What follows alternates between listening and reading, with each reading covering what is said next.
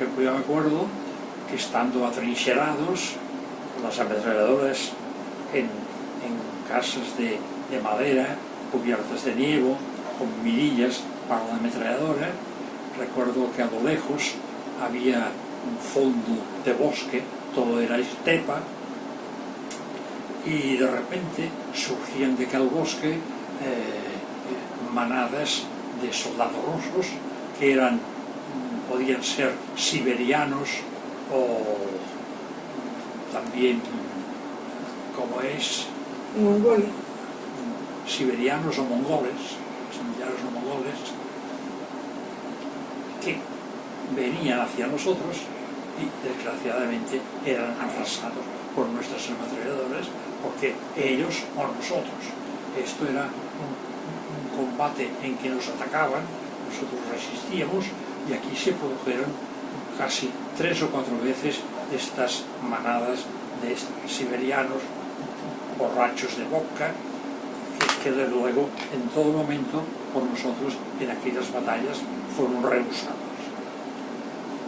Es una cosa que yo me acuerdo, y por ejemplo me acuerdo que detrás de mí había un sargento, que no era el mío, pero era de la compañía, un hombre simpático, de los que tenía yo directos,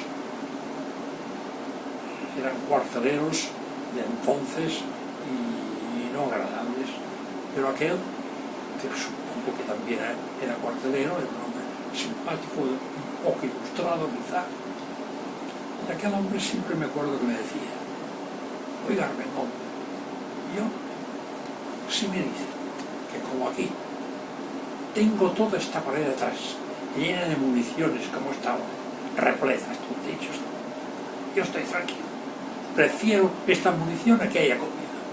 Era un hombre guerrero, experimentado, y realmente yo pensé, cuando hubo muchos ataques, digo, sargento, como hombre veterano, pues tiene razón, tener un aprovisionamiento de munición es todo. Recuerdo también como anécdota de estas cosas, ya no son de combate. Yo un día estaba, habían dicho: Armengol, póngase aquí, era un solo, estaba un poco apartado, no con ametralladora, solo con un fusil, un poco apartado de donde estaban las trincheras, sobre la nieve, y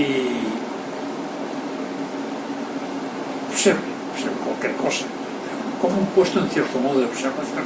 Muy bien, no sabía lo que tenía que hacer, las cosas como son, pero bueno, estaba allí. Total, que estando en este puesto, ya veo que en fila india vienen unos soldados. Enseguida vi que eran alemanes, con uniforme, y enseguida vi que eran españoles. Se acercaban, conocí caras, todos de mi batallón. Entre ellas iba el célebre funcionario del Banco de España que he dicho. Y otros fueron pasando por delante de mí, quizá unos 10 metros, iban pasando, y de repente me veo que llega el capitán, que en aquel momento había sustituido al comandante Suárez Rosselló, que había regresado a España por enfermedad, era un hombre ya un poco mayor. Había sustituido, el capitán mío era el más antiguo y le tocó mandar el regimiento. Y el capitán pasó, y al situarse frente a mí, aunque lejos, yo me levanté y dijo: a sus órdenes, mi capitán. Todo fue levantarme y un silbido de balas tremendo, como nunca. Los rusos me habían detectado y hacían puntería a ver quién me disparaba con acierto. Yo permanecía, pero inmediatamente el capitán, con reflejo del hombre veterano, dijo: Armengol, agáchese. Yo me agaché y pará. Esto no quiere decir que uno fuese valiente, quiere decir que era joven, que yo era entregado, que la juventud éramos que pensábamos que no iba para nosotros. Yo sé que en aquel momento pasaba el capitán, ellos iban muy respaldados a través de unos arbustos blancos. Yo podía haberme quedado sin saludar y bueno, lo hice con toda buena intención y pasó lo que pasó, no pasó nada. Otro día, en este mismo puesto de observación, tuve 2 o 3 días antes. Yo tenía una sed de agua caliente, necesitaba agua caliente y no tenía agua en la contemporánea. Entonces raspé en el suelo, y el suelo, que estaba totalmente húmedo, congelado, le puse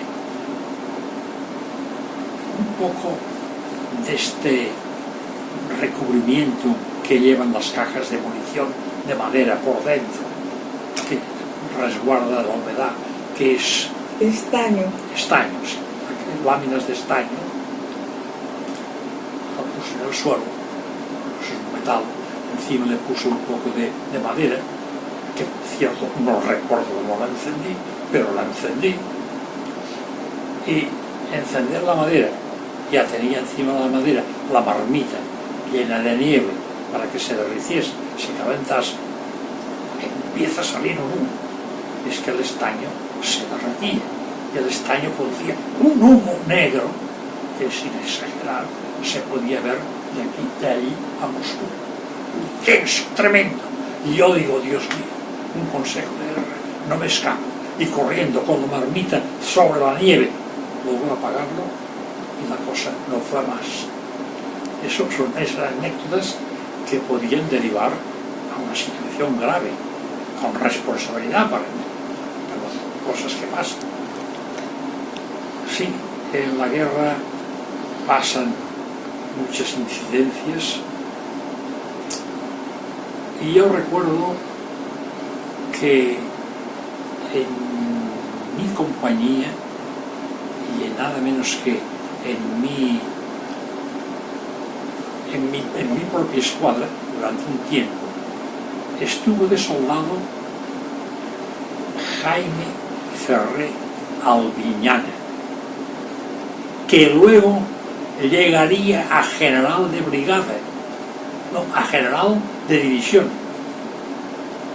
y no llegó a teniente general porque malogradamente, por sentido del honor y del compañerismo, pues cuando los hechos del 23 de febrero, un compañero de promoción, que era el coronel San Martín, le pidió que fuese su codefensor, una figura que junto al defensor fue establecida expresamente para aquel caso, y actuó de codefensor. El hecho de que fue codefensor, y que además quizá se significó mucho, quizá a favor de los levantados, le significó que llegase a general de brigada y se retirase con el de división, pero por su preparación, porque tenía un historial brillante, muy brillante, podía llegar a teniente general. Digo esto, éramos íntimos amigos. A su padre era capitán de infantería, por profesional, lo habían asesinado los rojos en Lérida, tenía un hermano oficial del ejército, un hermano que fue asesinado también, otro hermano oficial del ejército, de la familia numerosísima, otro hermano que estaba en la marina, familia toda militar, y él, recuerdo que estaba en la compañía y estábamos con este frío intenso, que guardias de media hora, y cuando regresamos de la guardia, nosotros en esta cosa que era todavía una isla, como dijéramos, una isla de los pobres campesinos que se mantienen allí, que nos dejaban del frente, recuerdo que nos poníamos generalmente encima de lo que cada casa de estas tenía algo parecido a un horno de pan, larguísimo, con la pared encima, el sostre liso. Nosotros nos poníamos encima para calentarnos, debajo se ponía el pan o mayormente la comida que hacían, pero llegábamos con el frío y no podíamos aguantar el calor, porque el calor hacía revivir los piojos. Y era peor los piojos que el frío. De manera que a los pocos minutos teníamos que dejar el puesto de dormir y de... Bueno, yo estaba allí, no durmiendo, pero allí frente al horno, y recuerdo que Farré se fue, no sé dónde fue. Me dijo: oye, Hernando, aquí dejo esto y este trozo de pan, y esto no me hace ningún favor a mí. Pero era tanta el hambre que se pasaba, tanta, que incurrí en el pecado de coger el pan y comer. Llegó y Farré me dijo: oye, había dejado por aquí pan, y él ya vio que yo había hecho algo, yo callado. Bueno, es igual, noble. Era un hombre muy entregado, valiente, brillante en los estudios, ya se le veía entonces, a través de la carrera fue brillantísimo, Estado Mayor, agregado en el extranjero, en la Legión estuvo de joven, y en la División Azul ganó la medalla de mérito militar, una de las pocas medallas de mérito militar que se concedieron en la División Azul.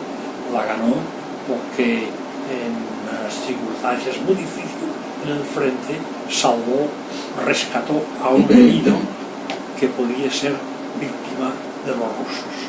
Lo rescató, y este acto de valentía le valió la medalla de mérito militar. Tras esta experiencia, y recordando el pasado, la liberación a través de la Guerra de Liberación de España, la División Azul, y llegado el momento presente, los que hemos vivido aquella época, el pasado difícil, el pasado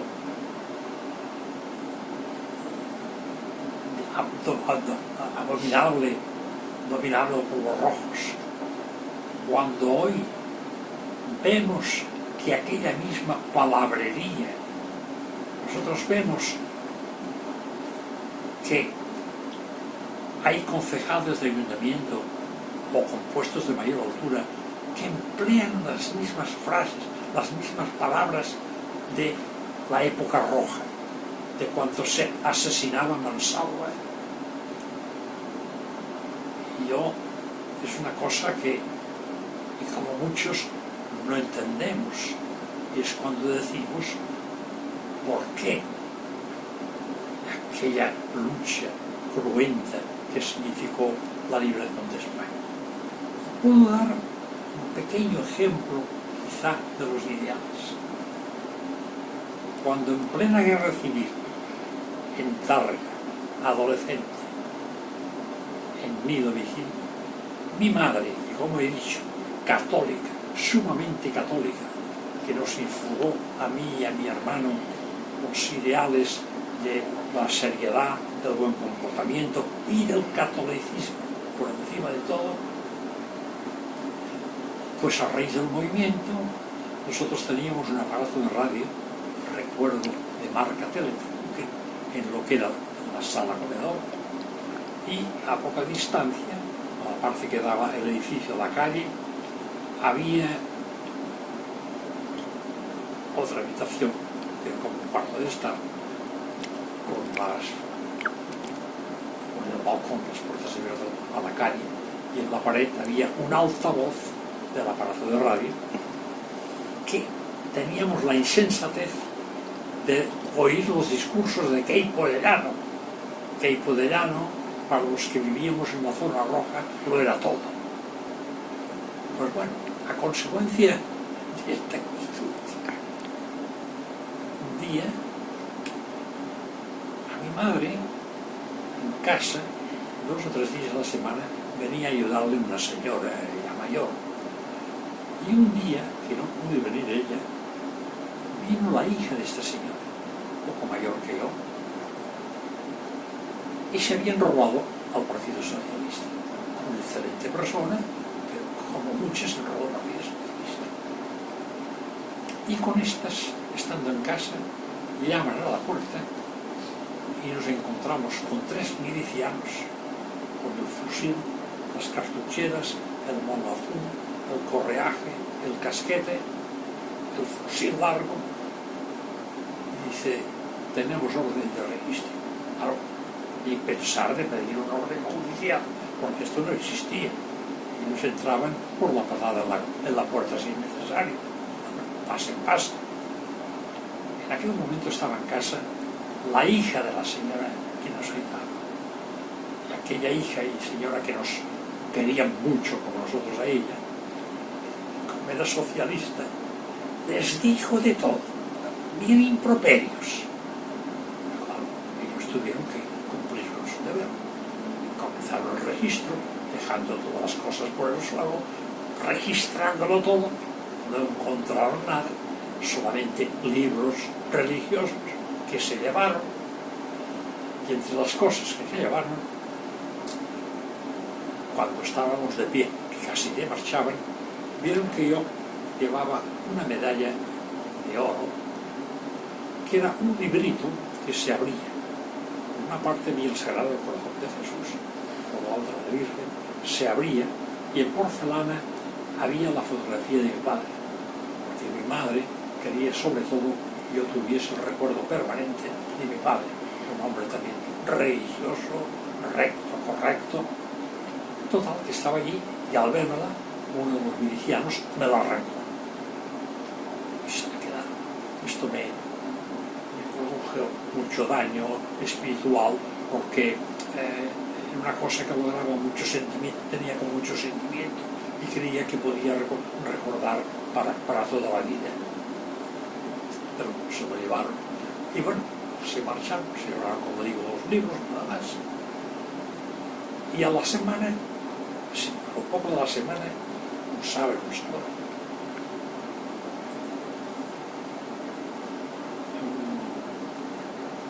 en Tárrega salían 2 semanarios. Uno se llamaba Acción Comarcal, que era de derechas, y el otro Crónica Targarina, que era de Esquerra Republicana de Cataluña, que tenía sus milicias.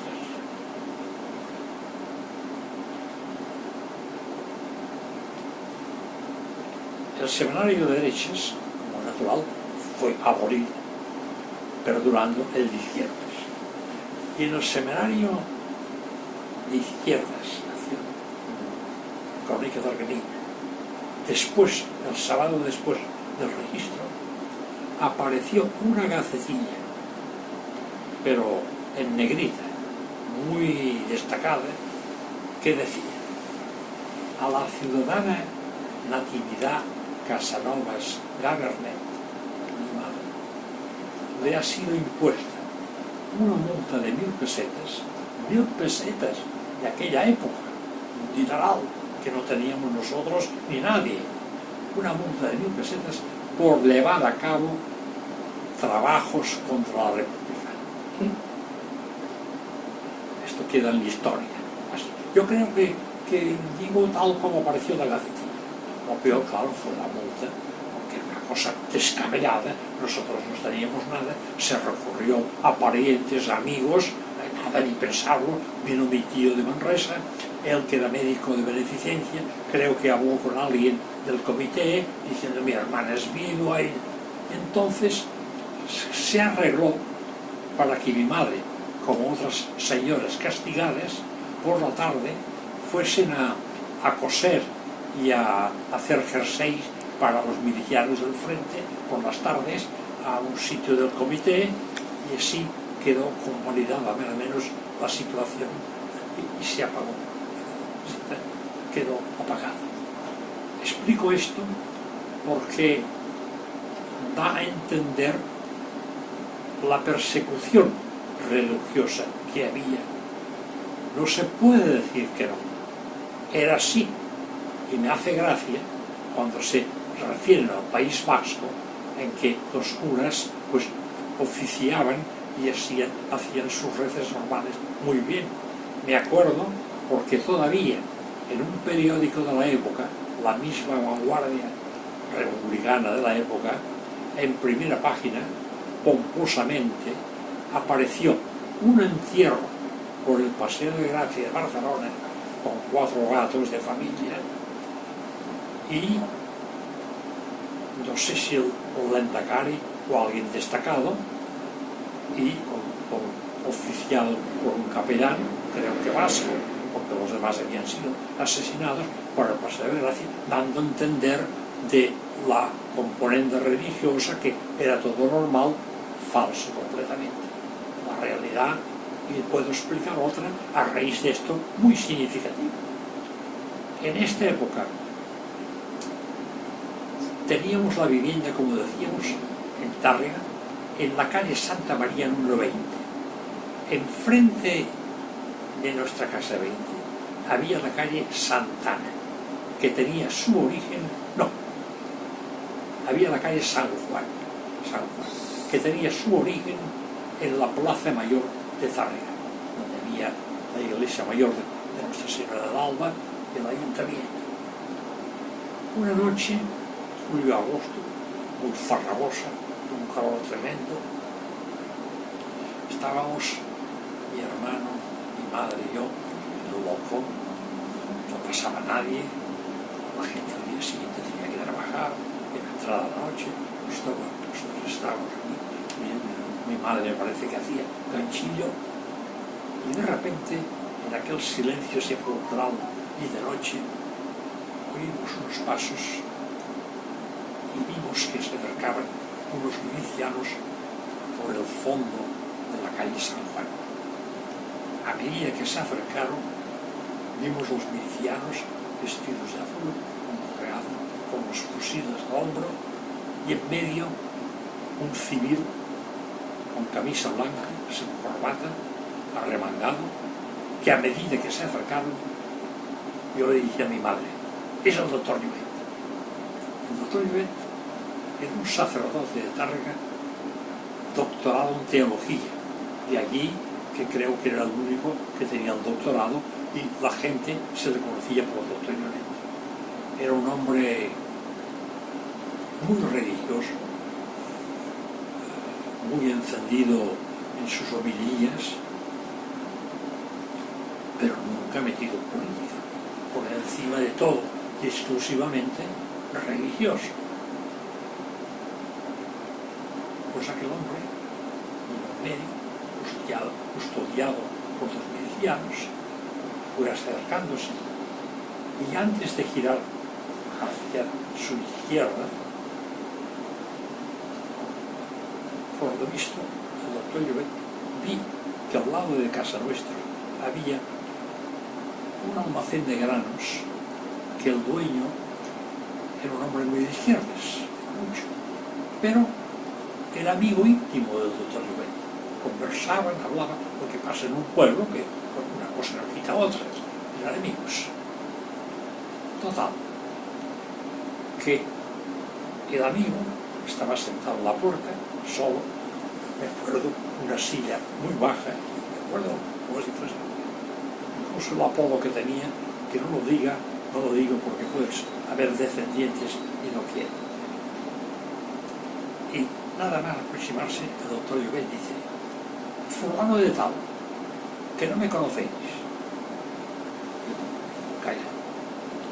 Cuando ya está en el punto del ángulo, vuelve: fulano de tal, que no me conocéis. Y como a San Pedro, que negó 3 veces, el otro calla. Y cuando ya pasa, el doctor Llobet seguía y dice: fulano de tal, que no me conocéis. El otro callado. Al día siguiente, el doctor Llobet aparecía asesinado en una cuneta de Tárrega. Asesinado por su sentido exclusivamente religioso.